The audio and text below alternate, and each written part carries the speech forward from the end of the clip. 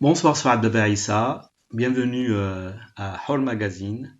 Nous avons beaucoup réfléchi, toi et moi, pour préparer cette émission, pour éduquer, pour rendre l'information visible d'une façon la plus pédagogique possible. Donc aujourd'hui, nous allons parler d'une grande femme, une icône du féminisme mondial, parce qu'il faut dire les choses telles qu'elles sont. C'est une grande féministe qui nous a quittés il y a une semaine, qui s'appelle Nawal Saadawi.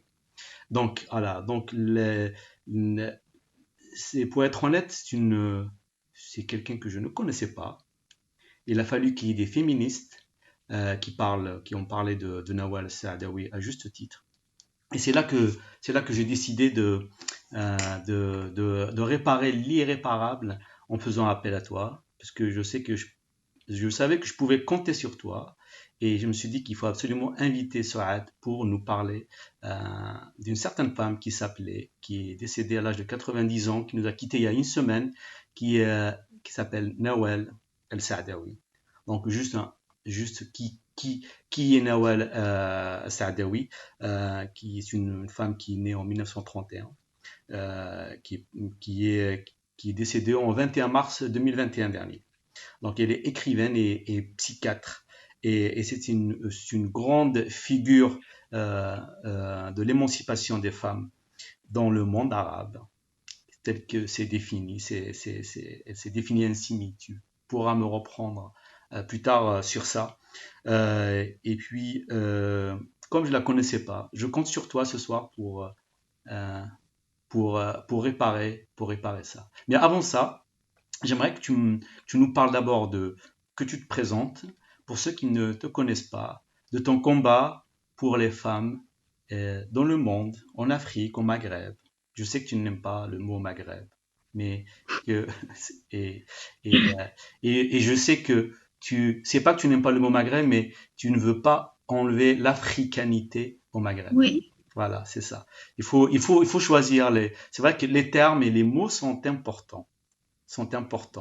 Il faut tout le temps expliquer, tout le temps, tout le temps, tout le temps expliquer. Et nous, on ne se lassera pas d'expliquer. Grâce à des gens comme toi, donc à qui nous donnerons la parole. Et j'espère d'autres personnes viendront et qui seront bien évidemment les bienvenus. Alors, donc, je ne vais pas m'attarder. Encore une fois, bienvenue. Est-ce que tu peux nous parler de toi, de prime abord, très rapidement, avant de parler de Nawal Saadawi?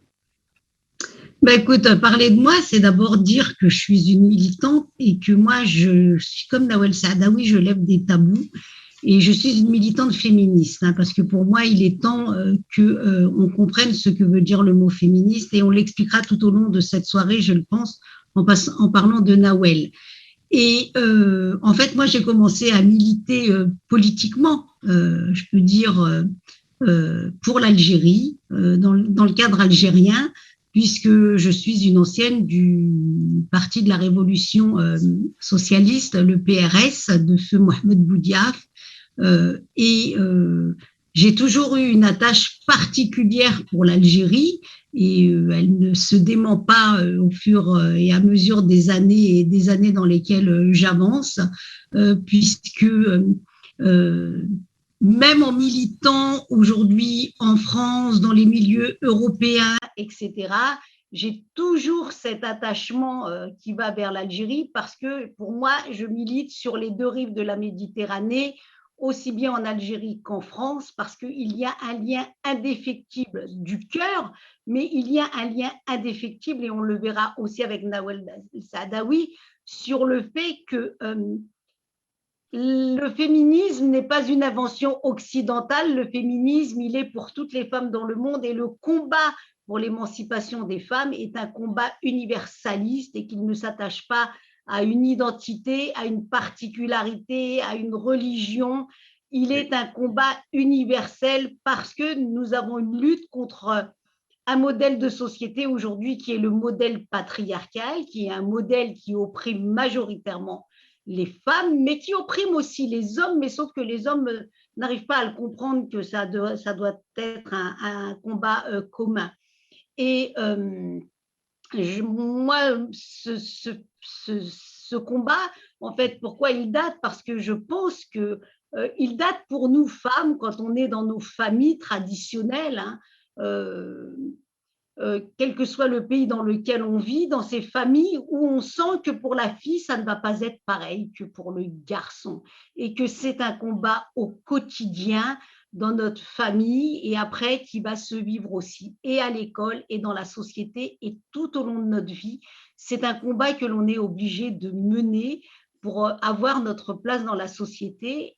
Et cette place, aujourd'hui, il est important que l'on comprenne que c'est pas une bataille contre les hommes, mais que ça doit être une bataille commune parce que nous avons des ennemis communs qui sont à la fois la société patriarcale, la société capitaliste et qui sont dans nos pays respectifs, surtout dans nos pays d'origine, et on le verra avec Nawal Saadawi, à la tête desquels il y a des dictateurs, il y a des oppresseurs, et que ces oppresseurs vont toujours chercher des boucs émissaires pour pouvoir se maintenir au pouvoir. Voilà. Et que aujourd'hui, quand on s'engage dans une révolution telle, et on en reviendra sur l'Algérie aussi, quand on s'engage dans une révolution, on ne peut pas dire que l'on va faire tomber un système sans aller à faire tomber nombre de choses dans ce système obligatoirement. C'est ça, oui. Tu m'as fait une belle transition en parlant de patriarcat parce que justement, Nawal Saadawi, elle a passé la plus grande majorité de sa vie à lutter contre le patriarcat ambiant parce que elle a déjà dès ses débuts là, elle avait commencé déjà à écrire par rapport à ce qui s'est passé dans sa vie intime, notamment avec l'excision, etc. On pourra en parler après par rapport à quand on arrivera à une certaine étape de sa vie qui était quand même assez importante parce que non seulement elle a pris cher dans sa vie intime, mais elle a décidé de défendre celle des autres. C'est au niveau africain, justement. Donc, alors, elle a payé très cher, hein, Nawal El Saadawi, en écrivant La femme et le sexe. D'ailleurs, en écrivant ce livre, elle a été révoquée du ministère, là où elle travaillait. Et ce livre-là, il a été largement reconnu dans le monde entier par rapport à son poids contre le patriarcat. Ce livre-là, c'est vraiment, et je pense qu'il a donné le son de cloche de son combat de toute sa vie. Et le patriarcat, ce serait honnête de ma part de parler du patriarcat au Maghreb ou en Afrique ou dans le monde arabe. Il est quand même, comme tu as fait allusion, Souad, c'est carrément relatif à la société de consommation dans le monde entier. Donc, est-ce que je sais que comment dire, je sais que c'est un sujet qui te tient à cœur. Le patriarcat dans le monde, en Europe, et en le comparant à l'Afrique. Est-ce qu'on parle du même problème? Est-ce qu'on parle du même degré du patriarcat? Et est-ce que tu peux nous en parler un peu plus par rapport à ce sujet-là du patriarcat entre l'Europe et l'Afrique? Mais le patriarcat, il est le même où qu'il soit. Il n'a pas de différence. C'est un système de pensée, c'est un système idéologique, c'est un système d'organisation de la société et c'est un système surtout d'oppression. C'est celui de l'oppression des hommes sur les femmes parce que c'est un système qui va institutionnaliser l'infériorisation des femmes.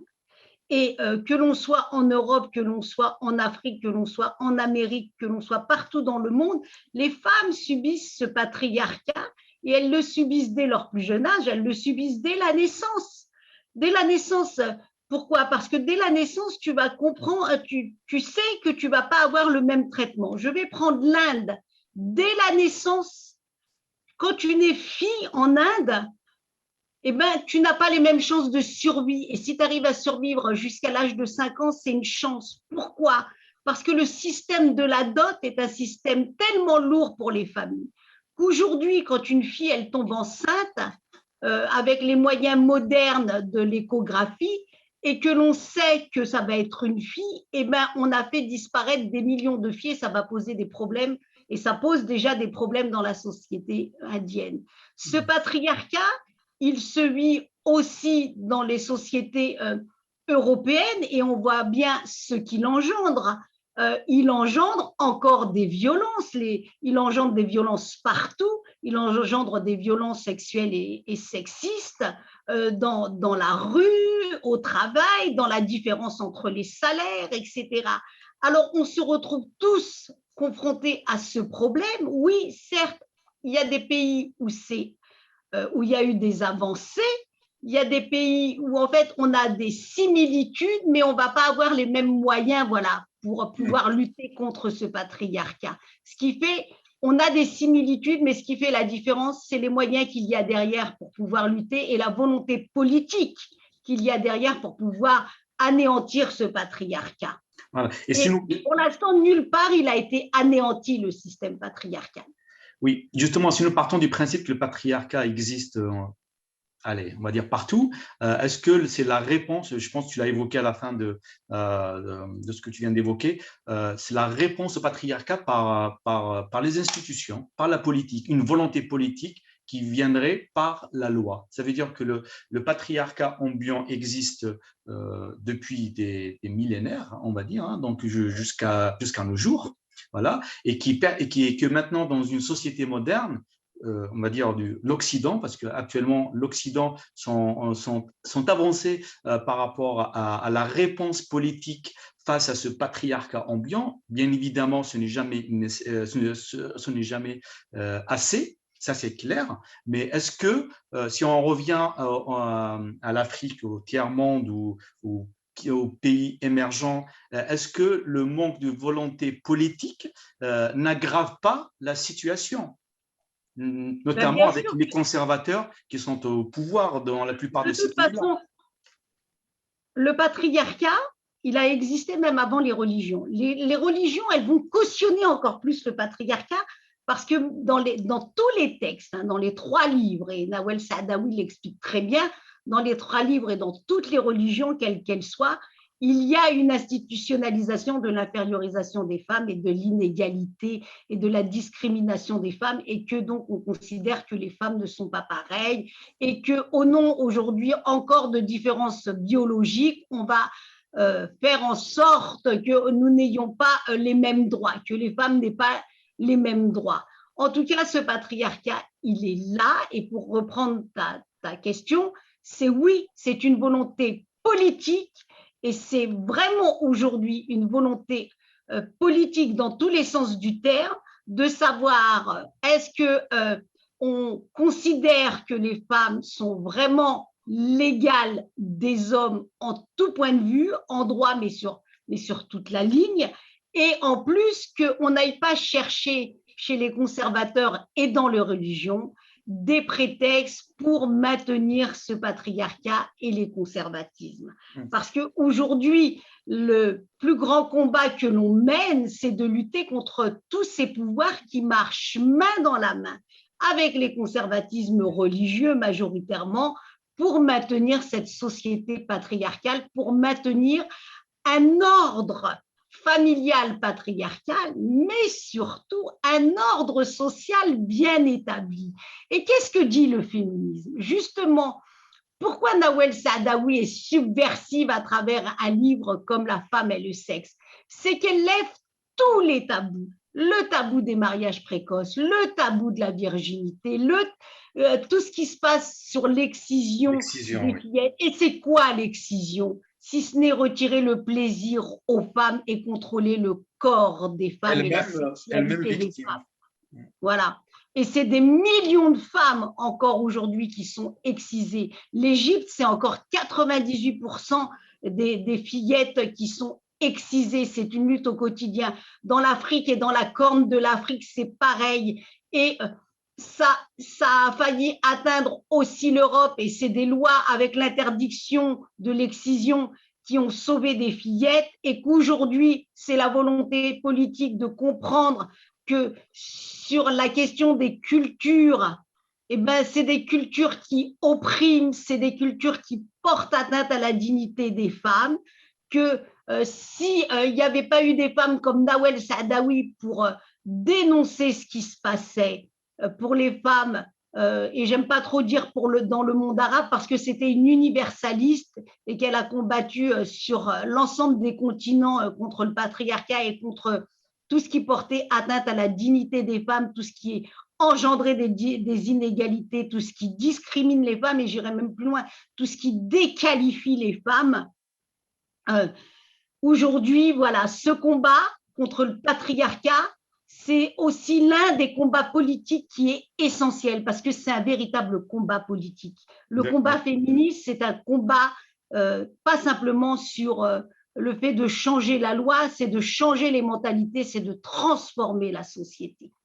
Il n'y a pas de magie, effectivement, Souad, il n'y a pas de magie, tout n'arrive pas par hasard. Le combat politique est nécessaire pour que justement qu'il y ait une volonté politique, d'où le combat des féministes. J'aimerais tout de suite aller vers un sujet que d'ailleurs tu m'as encore fait une belle transition par rapport à la religion, parce que justement Nawal Saadawi, elle a été accusée d'apostasie et d'atteinte à l'islam. Donc,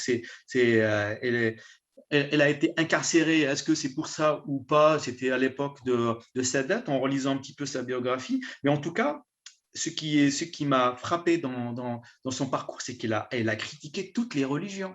Ça veut dire qu'elle a pas de problème avec l'islam, elle a un problème avec les religions.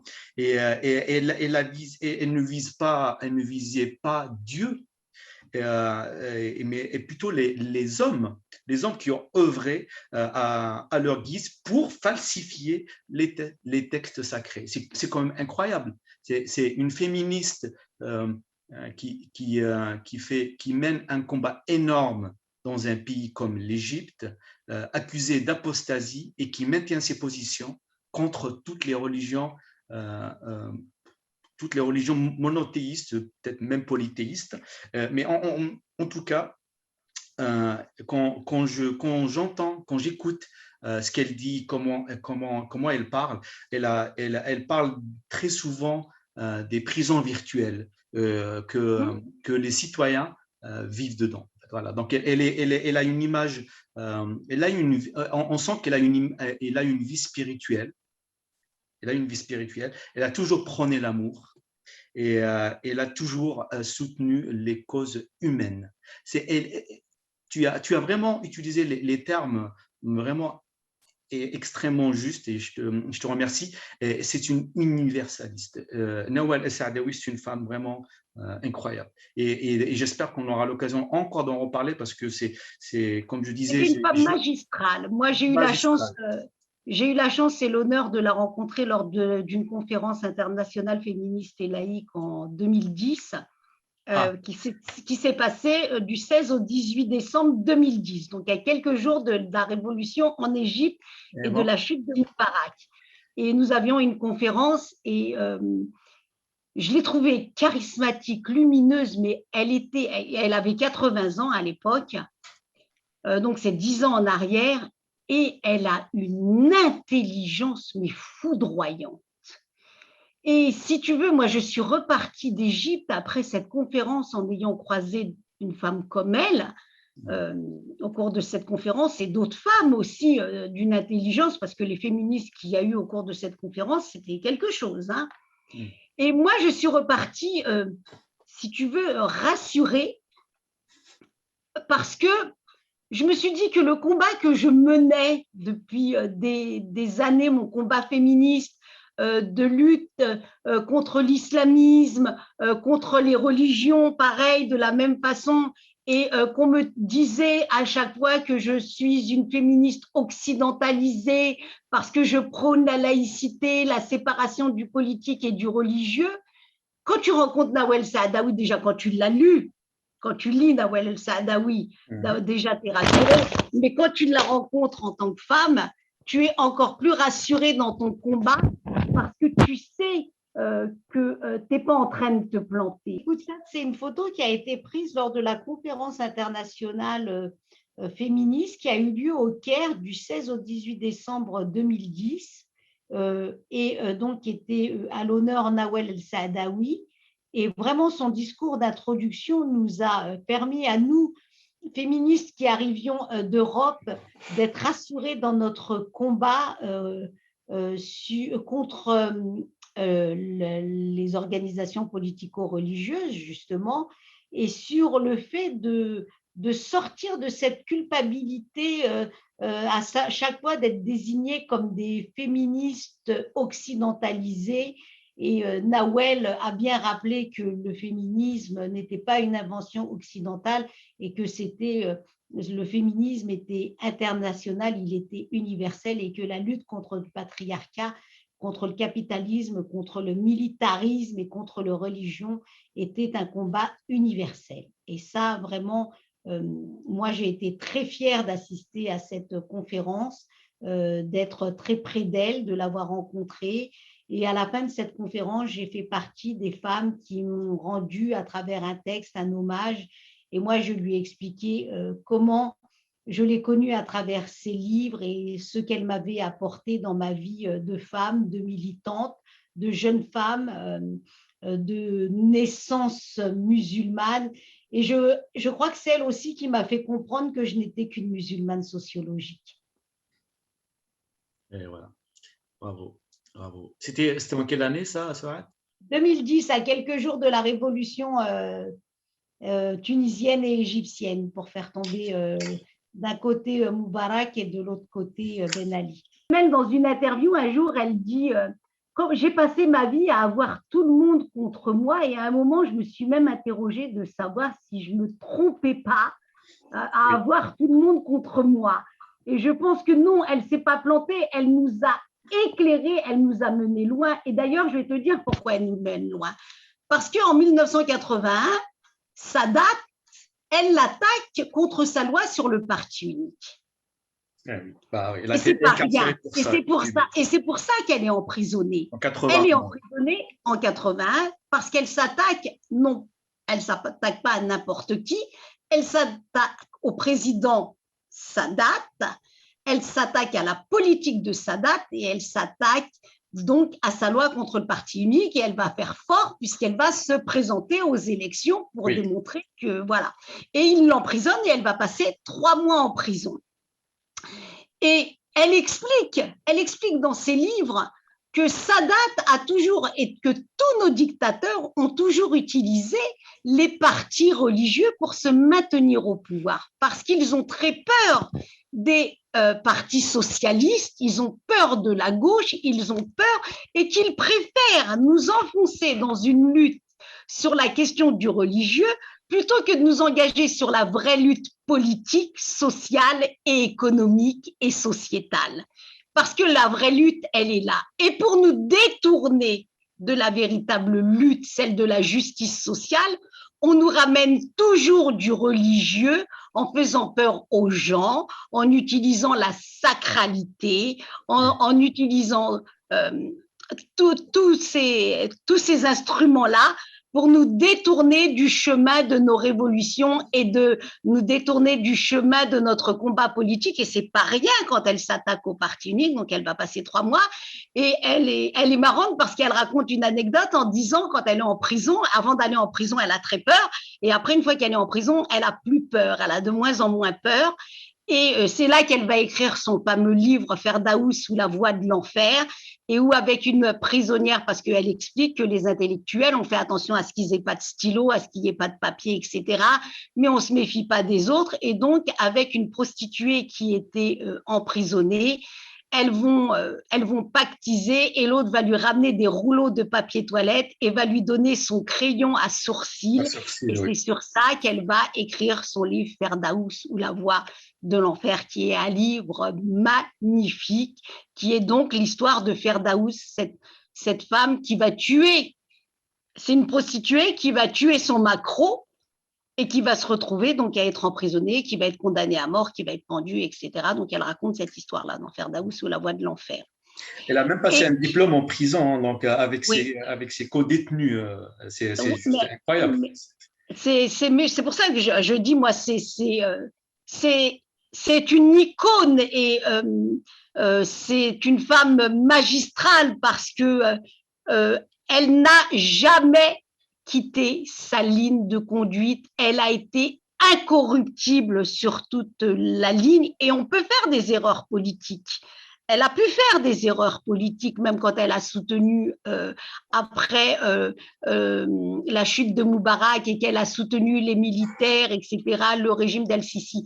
Mais qui sommes-nous, nous, pour juger des erreurs politiques de cette femme, même si elle en a fait? C'était pas une politicienne, c'était une féministe qui s'est battue avec ses moyens et avec l'intelligence qu'elle avait.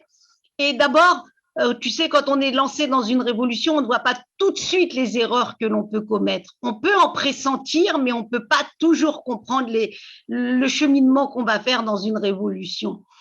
Et pour continuer donc sur la religion, et ensuite, elle va sortir de prison et elle va écrire un autre livre qui va être La chute de l'imam. Et c'est là où elle va être encore inquiétée donc par les fondamentalistes religieux en Égypte et elle va être sur leur liste comme la femme à assassiner. Et c'est là qu'elle part en exil, hein, où elle part en exil et elle va partir en exil pour plus d'une vingtaine d'années et qu'elle va se retrouver aux États-Unis et qu'elle va enseigner aux États-Unis et où elle va découvrir aussi la société américaine et tous ses travers aussi, et où elle va découvrir que les évangélistes ne sont pas mieux que les islamistes, où elle va découvrir, et c'est là où elle va comprendre combien, et déjà elle comprenait combien l'éducation était importante, mais ça va lui faire voir que même l'éducation dans les pays les plus avancés sont une éducation où on porte aussi le voile de la pensée. J'adore quand elle dit ça. Elle dit on n'est pas voilé que sur la tête, on n'est pas voilé que sur la tête, on est aussi voilé dans les têtes. Dans les têtes. Elle parle souvent de prison virtuelle et voilà. elle utilise très souvent ce genre de parabole, effectivement. Et après, donc, quand elle revient, elle écrit un autre livre et c'est là où en 2007, il va y avoir cette bataille contre elle. Tu m'enlèves cette étape-là. J'allais en parler parce que j'allais en parler parce que je pense qu'on a la même chronologie de cette. Voilà, on a la continuité, mais pour parler de son combat contre les religieux, c'est ça, c'est la chute de l'imam, et après, c'est Dieu. Voilà, et après, c'est Dieu sort du sommet. C'est Dieu démissionne de la réunion au sommet. Mais voilà, c'est Dieu démissionne de la réunion au sommet, où là, elle va être attaquée par l'université d'Al-Azhar en 2007. La fameuse université islamique de l'Azhar. Voilà. Et elle va être condamnée donc pour crime pour apostasie et de porter atteinte aux religions. Et il va y avoir une levée. D'abord, elle va se défendre comme une dingue, mais c'est qu'il va y avoir un soutien international pour la liberté d'expression, pour la liberté de conscience, et qu'elle va être soutenue par beaucoup de monde par beaucoup de personnes et d'intellectuels partout dans le monde. Et moi, je sais que les associations féministes françaises ont beaucoup soutenu son combat pendant cette période-là, en 2007. Et ça a été une aventure aussi.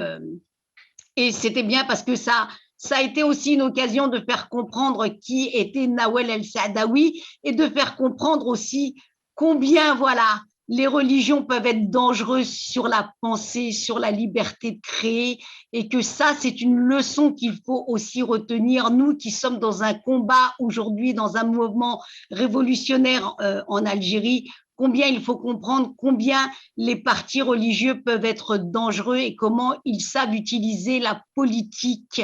Et je pense qu'on reviendra dessus tout à l'heure, Mokrane, mais c'est une leçon à retenir, et nous, les Algériens, Nawel El-Saadawi, elle a compris, elle, par contre. Elle l'a compris, et et quand elle était exilée aux États-Unis, elle suivait exactement ce qui s'est passé pendant toute la décennie noire en Algérie. Ah, là, par contre, j'aimerais bien que tu m'en parles un peu plus. Voilà. Oui. Et elle a toujours fait le parallèle. En fait, j'allais parler de quelque chose par rapport à l'Algérie, bien évidemment. Mais j'aimerais quand même revenir à ce que tu viens de dire il y a 10 secondes par rapport à la mémoire. C'est vrai qu'on oublie. On croit souvent que la révolution a commencé. On croit que la révolution elle a commencé en 2019. On croit que l'histoire de l'Algérie elle a commencé en 2001 ou pendant les années 90. on oublie 88, on oublie 84, le code de la famille, on oublie 80, on oublie ce qui s'est passé dans les années 70, on oublie, on ne prend pas On les oublie leçons. même 63. On oublie même 63, on oublie 63, le coup d'État, mais en fait, oui, mais moi, je vais te dire, même nous, les féministes, il y a une absence de mémoire sur ce qui s'est passé le 8 mars 63, quand les femmes ont attrapé Ben Bella et que pendant un meeting, elles ont soulevé la salle. Et ça, il faudra qu'à un moment, on en reparle parce que ça fait partie des projets que j'ai sur le fait, comme tu dis, quand on doit parler de la mémoire et des thématiques qu'on aura abordées, sur quel fut le combat des féministes algériennes et des femmes algériennes des années 60 jusqu'à nos jours pour faire comprendre comment elles se battent, elles, depuis le lendemain de la guerre de l'indépendance. Le devoir de mémoire est énorme, Souad. Et je pense que le combat est clairement là. Le combat est sur le terrain, etc. Parler et occuper le terrain au niveau des discours pour justement contrecarrer, je n'emploierai pas le mot contrecarrer ou bien contrer, mais équilibrer les discours qu'on entend le plus souvent, malheureusement, soit conservateurs, si ce n'est extrémistes, et qui sont justement instrumentalisés à des fins politiques. Alors, on n'a pas parlé d'une étape de sa vie, mais on va revenir sur ça. Je ne vais pas oublier parce que c'est très important. On n'a pas parlé d'une étape de sa vie qui est, bon, je vais un petit peu revenir en arrière, mais quand elle a travaillé aux Nations Unies en tant que directrice du Centre africain de recherche et de formation pour les femmes en Éthiopie entre 78 et 80. Très rapidement, est-ce que tu peux nous parler du combat des femmes en Afrique et je sais que tu es parti en Éthiopie il y a pas si longtemps que ça. Il y a un an.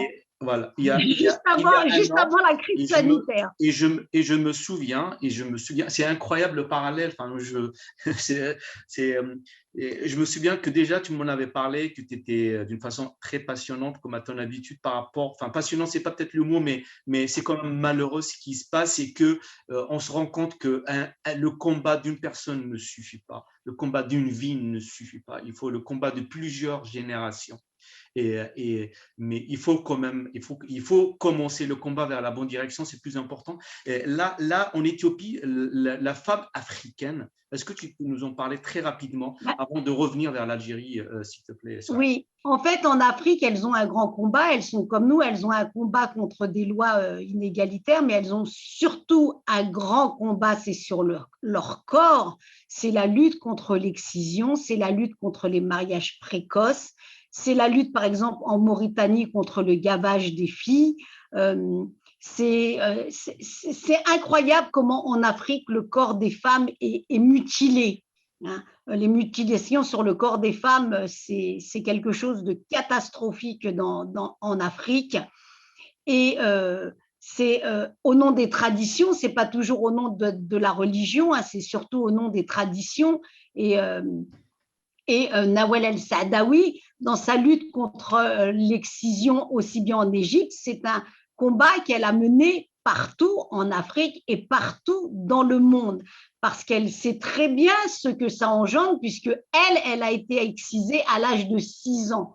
Donc, elle sait très bien ce que c'est que l'excision, puisqu'elle a été, elle, pourtant, d'une famille progressiste, hein, où son père lui a permis d'aller à l'école. Il ne faut pas oublier que Nawel El-Saadawi, elle a été excisée à 6 ans et que tout en étant dans une famille où elle l'explique, où elle était même meilleure à l'école que son frère, elle n'avait pas la même liberté que son frère et qu'à 10 ans, elle a failli être mariée.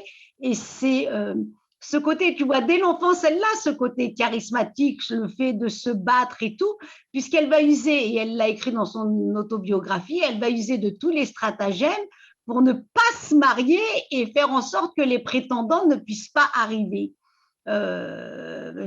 Repartent et donc que ses parents ne puissent pas la marier puisqu'elle n'est pas mariable. Et c'est ce qui va lui permettre de pouvoir suivre ses études parce qu'en réalité, c'est une excellente élève. Et moi, je l'ai découvert en plus dernièrement dans un livre que j'ai lu et j'ai adoré le livre. Il se lit très rapidement. c'est une fille prénommée Souaed. Les mémoires d'une fille prénommée Souaed. Et en fait, ce livre, elle est née en 1931 et elle l'a écrit en 1944. Et elle le redécouvre par hasard en rangeant ses cahiers et elle redécouvre en 1990 ses cahiers d'enfants. À l'âge de 10 ans. Et voilà, elle a 14 ans quand elle l'a écrit, je crois 13 ou 14 ans. Et c'est un livre magnifique à lire, hein, à mettre entre les mains de toutes les jeunes filles, parce que c'est là où tu comprends combien l'école est importante et combien la façon dont nous sommes éduqués est importante. Parce qu'elle dit, si ce professeur, quand elle avait ramené cet écrit, puisque ça partait d'une rédaction et elle a fait plus qu'une rédaction, elle va écrire toute une histoire et elle va écrire l'histoire de Souaed et il lui met 0. Et donc, elle ne va pas se lancer dans des études de lettres, elle va se lancer dans des études médicales. Et ça va être un excellent médecin. Mais elle a toujours cette envie d'écrire. Et donc, pour revenir à ce qu'on disait, le combat des Africaines, c'est vraiment un combat aussi politique, parce que c'est aussi une volonté de politique de faire changer les mentalités. Et c'est un combat contre la société patriarcale aussi, de faire changer les mentalités sur la question de l'excision, hein, de l'atteinte au plaisir des femmes et du contrôle de la sexualité des femmes. Et Nawel El-Saadawi l'explique très bien dans ses différents livres, hein, que ce soit son tout premier livre, La femme et le sexe, qui va lui valoir d'être démissionnée de son poste de directrice de la santé, et qui va être voilà, le fer de lance de notre émancipation à nous les femmes, qui qui vivons dans les sociétés traditionnelles patriarcales algériennes, marocaines, tunisiennes, égyptiennes, que ce soit celles de l'Afrique du Nord, l'Afrique subsaharienne, l'Afrique du Sud, que ce soit le Moyen-Orient, etc. Les livres de Nawel Saadawi arrivent dans nos vies comme des bombes atomiques. C'est quand on a lu Nawel El-Saadawi, c'est une bombe atomique qui rentre dans ta vie parce que tu ne vois plus ta vie et ton corps et ta sexualité de la même façon. Et c'est surtout ton choix de vie qui va être culbuté et tu te dis, mais je ne peux pas continuer comme ça. Oui, mais je peux pas continuer comme ça. Je peux pas accepter d'être aussi maltraitée, je ne peux pas accepter ce rapport de domination. Et pourquoi on attend ça de moi, cette soumission, comme dans l'ensemble des sociétés patriarcales. Mais si tu veux, moi qui suis née en France et qui ai grandi au biberon de l'école française et républicaine, moi, mes références, c'était Simone de Beauvoir, c'était Colette, qui étaient déjà des femmes subversives. J'ai lu Virginia Woolf, qui était aussi une subversive. J'ai lu Kate Blanchett. Et quand mon frère Adnan va me ramener, tu vois, nous sommes une famille très subversive, puisqu'il va me ramener à Noël mon cadeau de Noël et il va me ramener comme livre le livre de Nawel Saadawi, La face cachée d'Ève. Et donc, j'ai 17 ou 18 ans. Et là, pour moi, mais c'est la révolution. Je sentais déjà que j'avais un combat à mener pour moi et il va être mené, oui, il va continuer et je vais être comme Nawel El-Saadawi. On a beau savoir qu'on est dans une société patriarcale, ça ne va pas nous empêcher de nous engager dans le mariage, d'avoir à combattre à l'intérieur de nos couples cette vision patriarcale, et elle le dit, hein, puisque à chaque fois qu'elle va divorcer, malgré l'expérience, elle se sera mariée 3 fois, et, et à un moment, ton émancipation, ta liberté, tu dois faire un choix. Il n'y a plus de concessions à faire parce que lutter contre la famille patriarcale, c'est le premier combat politique que nous menons dans nos familles. Le premier combat, il est dans nos familles. Le deuxième combat, il va être dans la société, que ce soit à l'école et dans la vie au quotidien.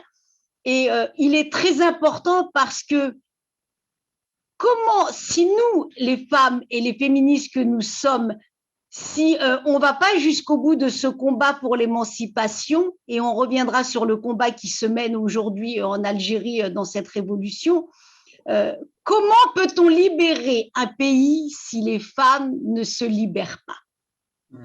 Effectivement, le message que tu es en train de porter, Souad, c'est si on le porte tel quel en Algérie, euh, tu sais très bien que justement l'université islamique d'Al-Azhar en Égypte, l'école, on va dire, de la bien-pensance, allez, je vais employer le terme arabo-baathiste, moi j'appellerai les choses telles qu'elles sont parce que c'est la vérité. Parce qu'il y a une bien-pensance, entre guillemets, qui a été importée vers le Maghreb, d'une culture qui n'existait pas avant. On a commencé à vraiment à avoir les prémices déjà pendant les tractations avant même l'indépendance de l'Algérie en 1962.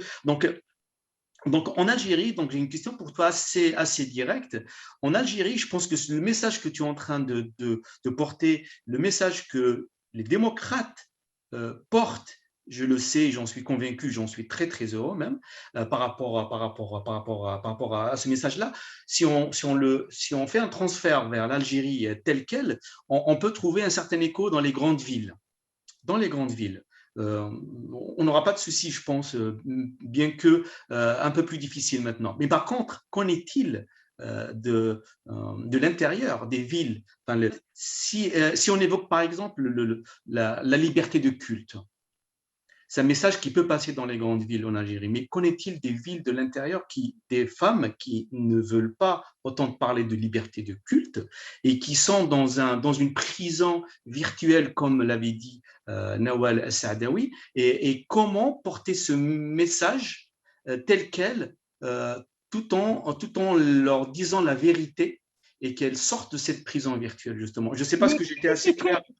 non, oui, mais moi, il est intéressant. Elle est très intéressante, la question que tu poses. Tu sais pourquoi? Parce que Nawel Saadawi n'est pas une citadine.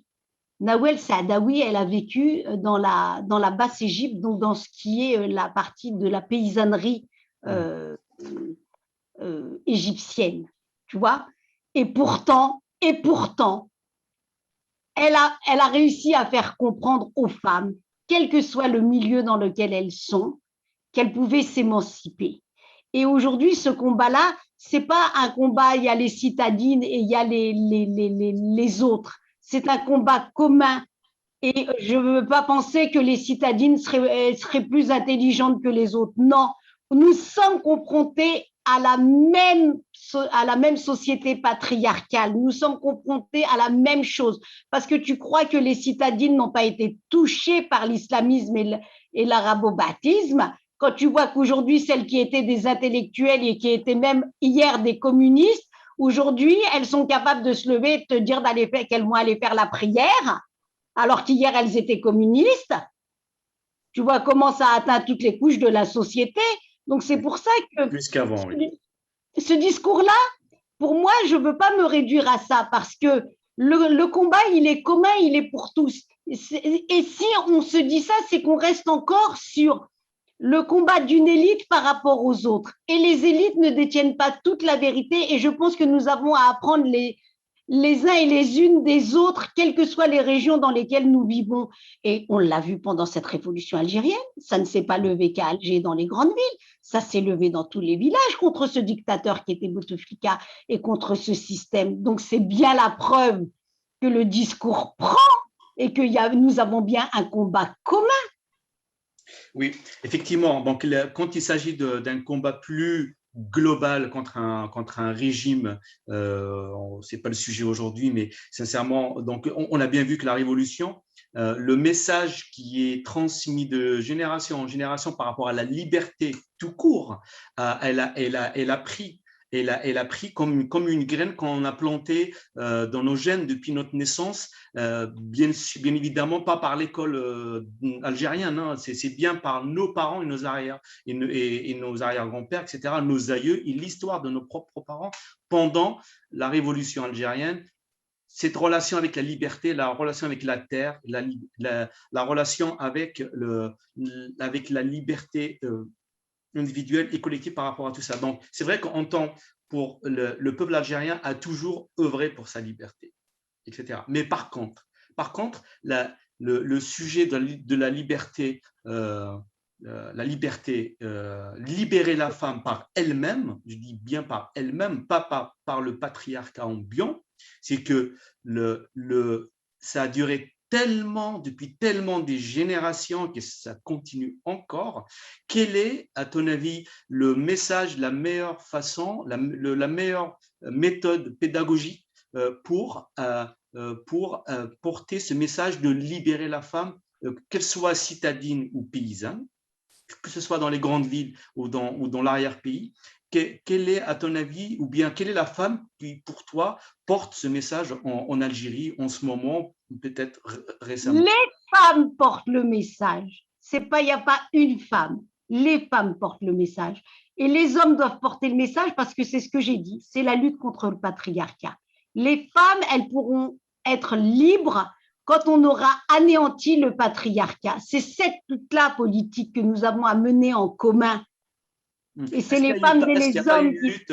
Est-ce qu'il n'y a pas une lutte un peu plus difficile à mener, contrairement la lutte de la femme contre son… Eh bien, écoute, la lutte, par exemple, la lutte en Algérie que nous avons à mener, par exemple, oh là là, la lutte que nous avons à mener en Algérie, par exemple, c'est la lutte contre le code de la famille. Pourquoi? Parce que c'est vraiment l'outil de la domination. Voilà.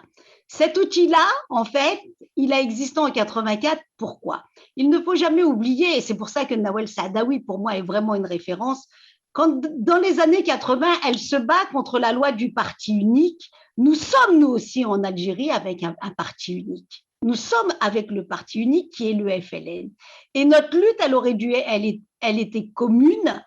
Et moi, je trouve beaucoup de ressemblances à chaque fois que je parle de l'Égypte et de l'Algérie. Il y a énormément de ressemblances entre le manque de courage politique de Nasser et le manque de courage politique de Boumedienne par rapport à la question des droits des femmes, parce qu'ils ne sont pas allés jusqu'au bout comme leurs voisins tunisiens.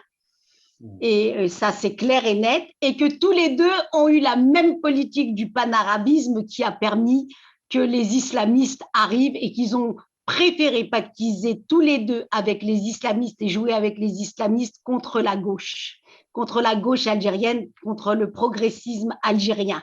Voilà, pour ne pas dire ni le parti communisme, ni un autre parti, que ce soit le PRS, ils ont refusé le véritable socialisme. Ils nous ont ramené ce qu'on a appelé le socialisme spécifique avec l'islam religion d'État, et ils ont préféré nous mettre entre les pattes la religion, parce que c'est ce que j'ai dit dès le départ, la religion maintient le patriarcat et la religion maintient surtout l'ordre établi pour se maintenir au pouvoir.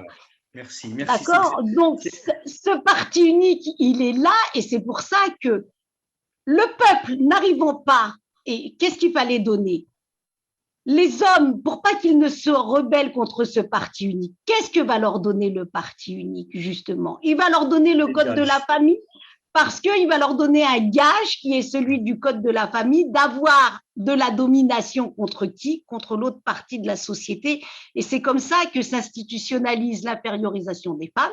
Et puis, bien sûr, c'est aussi un gage aux conservateurs, donc aux islamistes, en utilisant le prétexte de textes divins que l'on détourne et que l'on appose et que l'on impose. Oh là là, ça m'énerve de toucher cet écran, que l'on impose et que l'on appose, qui va…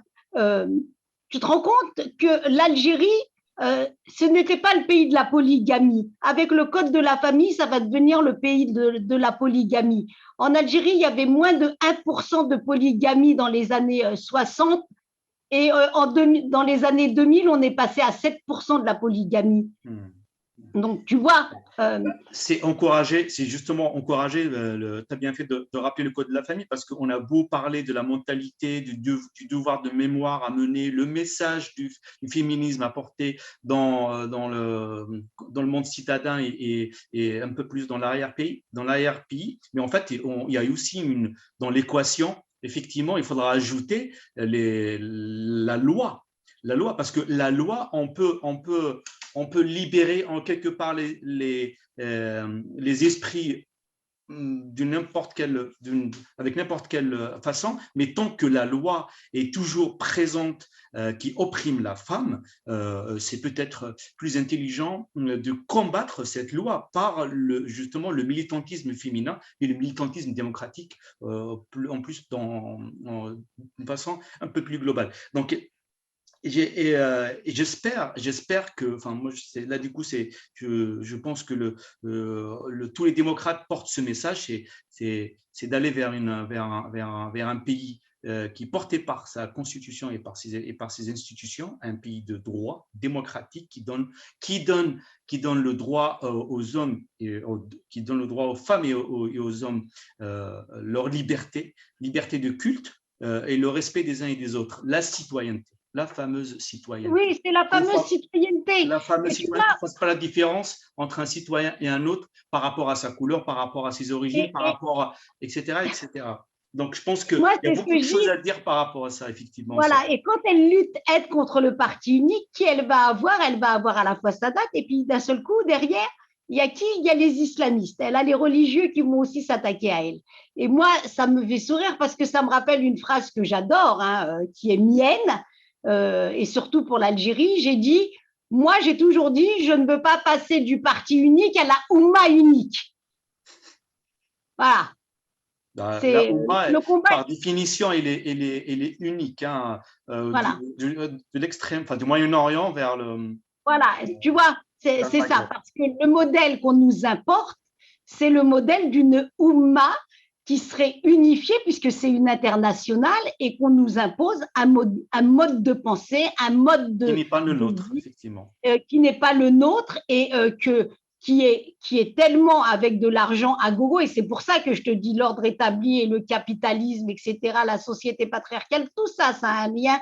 Et Nawel Saadawi ne s'est pas plantée dans son combat féministe quand elle a dénoncé les liens entre patriarcat, entre capitalisme et religion. Ce qui est vrai dans tout ça, mais c'est vrai, c'est un long sujet, mais ce qui est navrant, c'est que nous, qui vivons au Maghreb ou d'origine maghrébine, etc., on nous prend pour le rempart contre l'Occident. Ça veut dire qu'on est une pièce maîtresse de leur Oumma, parce que nous, on fait pas partie, on ne devrait pas faire partie de la Oumma, on a le Maghreb, on a notre façon de vivre, notre façon de pratiquer notre culte, l'islam ou autre, bien évidemment, ils ne vont pas nous lâcher, Souad, tu sais très bien. Ils ne vont jamais nous lâcher. Je ne sais pas jusqu'à quand ça va durer le combat. Ils ne nous lâcheront pas, c'est pas qu'ils ne nous lâcheront pas. En fait, ils se nourrissent mutuellement, le capitalisme et les religions se nourrissent. C'est un ensemble, c'est patriarcat, capitalisme, religion qui cheminent ensemble parce qu'ils ne veulent pas entendre parler du socialisme. Et le socialisme, c'est la liberté de conscience, c'est la justice sociale, c'est remettre en cause l'ordre social établi, donc les rapports hiérarchiques, les rapports de domination. Donc, bien sûr qu'ils se soutiennent mutuellement et qu'ils renaissent.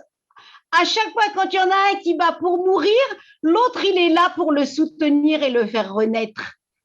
Ce qui est flagrant, ben, là je t'apprends pas grand-chose, j'apprends rien à personne, hein, mais ce qui est flagrant, c'est dès qu'on a envie de tuer un démocrate, on lui ramène bon, en Algérie, on a ramené les bouyalistes, hein, des bouyalistes qui sont au pouvoir actuellement, hein, donc mais il y a tellement à dire, mais revenons à Nawel Saadawi. Oui, tout à fait, parce que c'est vrai que Nawel, si tu veux, c'est un éclairage. Pour nous, elle est l'éclaireuse. Elle est l'éclaireuse. Elle est celle qui nous a apporté la lumière quand j'ai dit, moi, elle était lumineuse d'intelligence, c'était une femme charismatique et lumineuse, c'est-à-dire que elle nous a apporté de la lumière partout et à travers le monde. Elle a éclairé les femmes, mais elle a aussi éclairé les hommes et elle a éclairé les jeunes parce qu'elle a créé des organisations, elle a créé des fondations. Et il y a une chose qu'elle mettait aussi au-dessus de tout, c'était l'éducation, parce qu'elle disait que l'éducation, c'est le rempart à l'ignorance et que le modèle justement le modèle aujourd'hui d'éducation que nous avons ne prête pas à la créativité et à la dissidence, parce que c'est la créativité qui va créer la dissidence, qui va créer l'esprit critique, etc. Et que, comme elle dit, quand on lit les 3 livres, quand on lit la Bible, la Torah ou le Coran ou tous les autres livres religieux, ils doivent être lus comme des livres et être critiqués comme n'importe quel livre, puisqu'on doit avoir notre esprit critique. Effectivement, Voilà. et là, tu me fais rappeler, mais vraiment, je vais ouvrir une parenthèse que j'aime bien ouvrir. Il y avait un dialogue entre Averroès et El Razali à l'époque. Donc Averroès, il avait une vue, on va dire, aristotélicienne de la religion. Et bien évidemment, El Razali, qui est d'origine perse, hein, lui, c'est aussi un philosophe. Donc, ils ne s'entendaient pas sur ça. Et nous avions déjà à l'époque andalouse une façon de voir la religion qui est déjà différente de celle du Moyen-Orient. C'est juste incroyable. Il suffit de lire les livres, les philosophes de l'époque, Averroès, Avicenne, et j'en parle, Al-Farabi, sauf qu'à l'époque, il ne se battait pas au Djebel, il ne se battait pas dans le maquis, il se battait par des livres interposés. Il y avait un combat qui a toujours existé entre le Moyen-Orient et le Maghreb concernant la religion, mais maintenant, il s'est transformé en gage politique. Le code de la famille n'est pas tombé du ciel. Il n'est pas tombé. Ah non, non, non.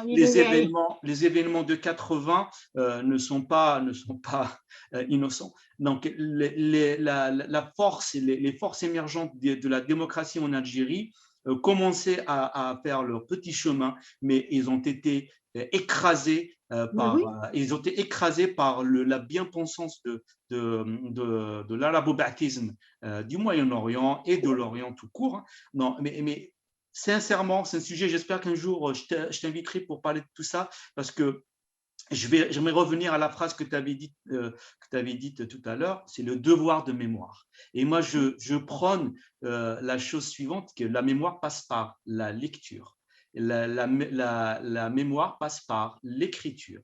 La mémoire passe par les livres. Et il y a des femmes qui ont écrit sur les conditions de la femme. Il y a des hommes aussi qui ont écrit sur les conditions de la femme. Et j'aimerais citer quelques-unes que j'ai piochées dans ma propre bibliothèque. Donc, pour ceux qui connaissent Negar Javadi, donc ce que la femme fait dans une société occidentale, mais qu'elle ne peut pas faire dans son pays natal, c'est quelque chose de très intéressant à lire. Il faut lire. J'aimerais citer Amin Zawi, que j'aimerais bien un jour interviewer pour être honnête, donc qui a écrit le Hara des femmes, Amin Zawi, le Hara des femmes. Donc, si vous voulez, si vous prenez les quelques mots, la Kaaba, les Touaregs, la femme, la chair, vous prenez ces 4 mots, vous les mélangez et vous lisez ce livre-là. Voilà. Donc, et je vous en dis pas plus, c'est pas pour faire vendre, hein, mais voilà. Donc, mais j'aimerais citer Assia Djupar. Je sais que tu vas faire un raccourci très intéressant entre Nawal Saadawi et Assia Djupar, mais je vais pas faire de teasing, mais je ne peux pas ne pas citer quelques citations de Assia Djupar. Je vais quand même pas prendre beaucoup de temps à lire toutes ces citations. Dans son livre La soif, elle dit surtout il me faudrait veiller à ne pas troubler ainsi le sommet des hommes en remuant des états d'âme. Alors, il y a aussi une phrase que j'aime bien dans son livre La femme sans sépulture de Assia Djupar. Ah oui. Voilà. tu vois, elle dit dans son livre, tu vois ma fille, ma toute petite fille, ce fut ma première joie. Non pas le défi contre les autres que je narguais, le défi donne plutôt comme une ivresse. Non, ce fut une joie dure, une vibration de tout mon corps, de mes muscles, de mes mollets qui sortaient nus sous ma jupe plissée. Assia Djebar, elle est vraiment énorme. J'aimerais citer ce dernier, j'aimerais citer ce livre que je pense que tu connais, qui s'appelle intitulé L'amour, la fantasia. Et un petit extrait de ce livre où elle dit: le poète arabe décrit le corps de son aimé. Le raffiné andalou multiplie traités et manuels pour détailler tant et tant de postures érotiques.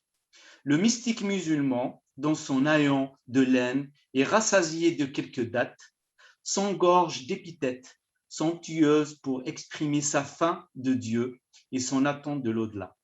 Elle est juste énorme, Assia Djebar. Et pour faire le lien, justement, parce que Assia Djebar, elle a participé à la traduction d'un des livres de Nawel Saadawi, c'est le fameux livre Ferdaous sous la voie de l'enfer, donc elle a écrit en prison, et elle l'a préfacé, voilà, parce qu'elle tenait vraiment à ce que cette préface comme elle disait, c'est la voix des femmes arabes et c'est la douleur des femmes arabes qu'il fallait faire entendre. Et voilà, et ces deux grandes dames, que ce soit Assia Djebar, que ce soit Nawel Saadawi, moi, quand je le dis, hein, moi, quand j'ai dans mes lectures, parce que c'est vrai que, comme j'ai dit, j'ai été à l'école républicaine française, mais moi, j'ai eu la chance, c'est d'avoir un frère qui était magnifique et qui est un féministe convaincu, hein, dans son quotidien. Et quand il m'a offert ce livre et qu'il m'a dit, il faut absolument que tu lises ce livre-là en me présentant La face cachée d'Ève de Nawel Saadawi. Et moi, j'avais une grande sœur qui lisait énormément, qui était un rat de bibliothèque et qui m'a fait découvrir Aïcha Lemsine avec La Chrysalide et Assia Djebar avec Les Alouettes naïves. Et donc, j'ai vraiment eu une éducation livresque grâce à des grands frères et des grandes sœurs, même si j'ai fait partie de cette génération où nous avons eu des parents analphabètes, hein, qui n'ont pas tous été à l'école, mais heureusement qu'on a eu nos grands frères et nos grandes sœurs qui nous ont ouvert la voie de l'éducation. Et c'est ça que disait Nawel Saadawi, l'éducation est importante. Et moi, ce en quoi aussi je salue Nawel Saadawi, c'est qu'elle savait qu'en Égypte, ces livres étaient très chers. Et elle a tout fait même si elle était interdite, pour que ces livres soient à la disposition des jeunes filles et des jeunes hommes pour qu'ils puissent les lire, pour qu'ils puissent s'éduquer, pour qu'ils puissent comprendre ce qu'elle écrivait, ce qu'elle disait, quel était son combat. Parce elle disait, oui, j'ai écrit plus de 40 livres et les gens s'imaginent que je suis très riche. Mais non, parce que mes livres, je les ai mis à la disposition gratuitement du public égyptien. Elle avait compris que écrire, c'était un devoir de mémoire, voilà. Effectivement. Tout à fait, et que c'était plus qu'un devoir de mémoire, c'est un devoir politique, parce que quand tu lis Nawel El Saadawi, ce sont des livres, même si ce sont des nouvelles, même si ce sont des pièces de théâtre, etc., elles ont une portée politique importante parce qu'elles t'ouvrent l'esprit, elles te font réfléchir sur toi, sur le combat. Et tu sais, en 2012, elle a fait partie de ces 9 femmes qui ont lancé un appel des femmes arabes pour la dignité.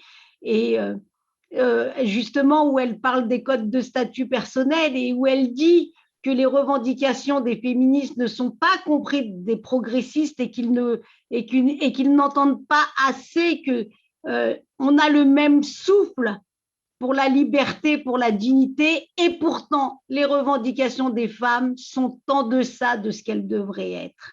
Et c'est pour ça que dans ce parcours et que nous avons aujourd'hui en commun par rapport à l'Algérie, il ne faut pas que les revendications des femmes soient en deçà de ce qu'elles sont encore en train, une fois, de participer activement à la libération d'un peuple et d'un pays. Voilà, elles ne sont pas simplement dans leur propre libération et sortir de la prison patriarcale, c'est en sortir ensemble parce que c'est un combat commun contre un système politique et c'est pour ça que moi je parle et on en reviendra beaucoup parce que moi il y a un discours que je porte, c'est le discours de la quadruple rupture. Qu'il ne s'arrête pas à la double rupture. Moi, en tant que féministe, en tant que femme, en tant que militante, c'est la quadruple rupture parce que je suis comme me l'a montré, me l'ont montré les aînés, les moudjahidettes, comme me l'a montré Asia Djubar, comme me l'a montré Nawel Saadawi. On ne peut pas mettre à bas un système de dictateur sans mettre à bas la société patriarcale, la société capitaliste et sans mettre par terre aussi les religions quand elles rentrent dans le champ politique. Que les gens aient de la spiritualité, on ne leur interdit pas d'avoir de la spiritualité, mais que la spiritualité reste à l'intérieur de l'être, dans lui, dans sa position, à ses croyances, mais que le religieux ne rentre pas dans la politique et ne gère pas la vie des individus au quotidien. C'est ça la liberté de conscience. Souad, on s'était promis de rester, allez, 20 minutes. Oui. Mais je pense que à un moment donné, la passion a pris dessus. Oh, mince. Oui, mais comme toujours, c'est très difficile de militer avec ses tripes. Je te l'accorde. Je ne sais pas ce que tu m'entends toujours parce que je ne te vois plus. Oui, oui, je t'entends, ça y est, Voilà, je suis revenue. voilà. Donc, c'est difficile des fois voilà. Donc, c'est parce que l'équilibre entre le combat sur le terrain et le vécu, son propre vécu, et l'espoir de voir un jour l'Algérie libre, en fait, libre, où un jour on pourrait sortir libre avec n'importe quelle personne, qu'elle soit différente. J'espère qu'un jour, on aura tous les débats nécessaires et qu'on se battra entre nous, qu'on débattra entre nous dans un parlement digne de ce nom et qu'on ne mette pas des chaînes, qu'on ne ferme pas le parlement comme ça s'est déjà passé. J'espère qu'on aura l'occasion de discuter de plein de choses et qu'on abolisse ce n'est pas maintenant, ce n'est pas le moment. Oui. Voilà, Voilà. donc ça c'est et je pense que beaucoup de personnes, beaucoup de gens croient que nous ne sommes pas assez civilisés pour débattre. Il y a beaucoup de choses dont on est d'accord avec entre nous, Souad, ça tu le sais, mais j'espère un jour avoir des personnes qui ne sont pas forcément du même avis que nous et qu'on débatte entre Algériens, entre citoyens algériens. Donc voilà, sur ces paroles, est-ce que tu as un dernier mot Oui, moi j'aimerais que quand tu termineras ton émission, que tu mettes les titres des livres de Nawel Saadawi parce que c'est très important de les faire connaître au public parce que c'est bien de nous avoir mis Amin Zawi et des auteurs masculins, mais c'est bien de redonner les livres qu'a écrit Nawel Saadawi parce qu'ils ne sont pas assez connus du public. Pourquoi? Parce que déjà ils se vendaient sous le manteau parce qu'en Égypte ils sont interdits. Même s'ils ont été traduits dans 30 langues, ils n'ont pas toujours été traduits en français parce qu'elle a beaucoup écrit et en arabe et en anglais.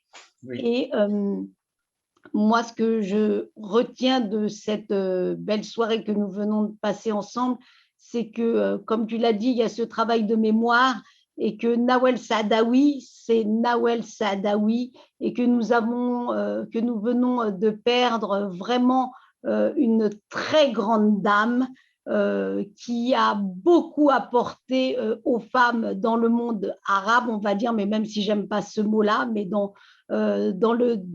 en Afrique du Nord, en Afrique et au Moyen-Orient, mais aussi dans le monde, parce que moi, je vous invite à aller sur Facebook et à aller suivre les différentes conférences qu'elle a eues, qu'elle a données tout au long de sa vie. Hein. Tu peux la retrouver des années 90 quand elle était aux États-Unis jusqu'à il y a 2 ans, quand elle avait encore la force de pouvoir se déplacer et de tenir des conférences et d'être invitée. Et franchement, c'est une grande dame qui est partie et nous ne pouvons que saluer son combat de femme et de féministe pour ce qu'il a apporté comme éclairage aux générations d'hier et d'aujourd'hui. Et si nous réussissons nos révolutions, c'est aussi grâce à des femmes comme elle. Et grâce à des femmes comme toi, Souad, et grâce aussi à tous les gens qui sont sur le terrain pour se battre contre. Normalement, on ne devrait même pas se battre, ça devrait être un acquis. Mais ce n'est pas encore le cas, on est très loin, tu le sais. Mais peut-être dans quelques générations, peut-être dans quelques années, peut-être demain, pourquoi pas, on a toujours espoir. C'est l'espoir qui nous fait vivre, tu le sais, et on se battra pour ça. Souad, je te remercie encore une fois. C'est très vrai ce que tu dis parce que Nawal Saadawi, à chaque fois qu'elle était interrogée et qu'on lui disait, et elle a, comme tu l'as dit, presque à 90 ans, et qu'on lui disait, mais vous avez toujours le sourire, etc. Et c'est vrai, elle disait, mais parce que j'ai de l'espoir, je suis optimiste, j'ai de l'espoir. Oui. Et ça nous fait vraiment vivre, Souad, tu sais très bien. Tout à fait. Voilà. Bonne soirée, merci J'espère beaucoup. te revoir très rapidement et je te dis à très bientôt, Souad. Au revoir. Au revoir.